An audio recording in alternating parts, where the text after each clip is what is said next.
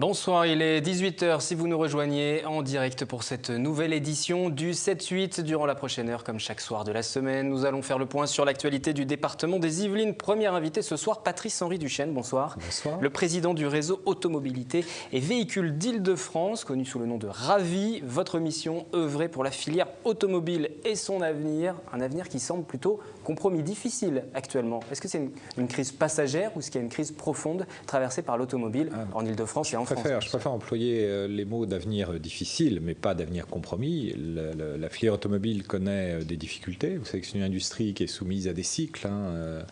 Il y a des périodes de croissance et ensuite c'est un marché qui est relativement exposé lorsqu'il y a des ralentissements de la consommation.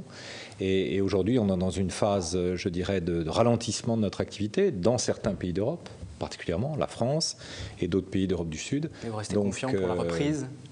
Il y aura forcément une reprise et puis aussi je pense que les différents acteurs de l'automobile, au premier rang desquels les constructeurs, sont aujourd'hui en pleine recherche de nouveaux marchés et se développent fortement en dehors d'Europe et en dehors de France.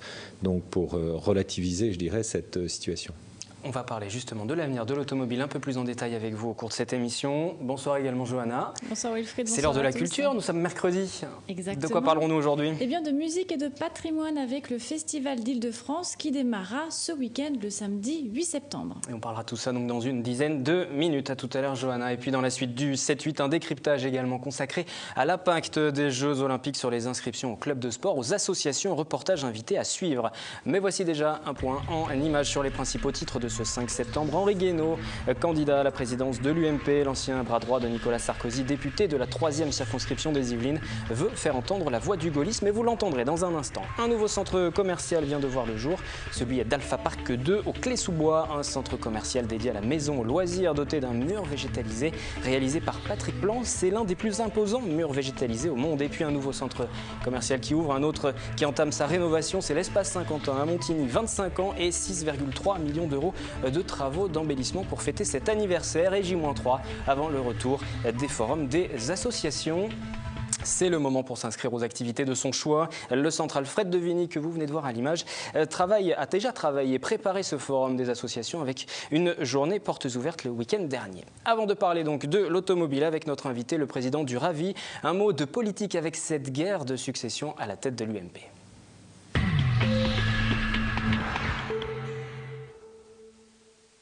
Qui sera le prochain patron de l'UMP? Henri Guénaud s'est invité dans la bataille, élu député de la 3e circonscription des Yvelines en juin dernier après un parachutage remarqué. L'ancien homme de l'ombre du président Sarkozy entend bien avancer à son tour, s'avancer comme un leader. Nous l'avons rencontré, il nous parle de ses ambitions.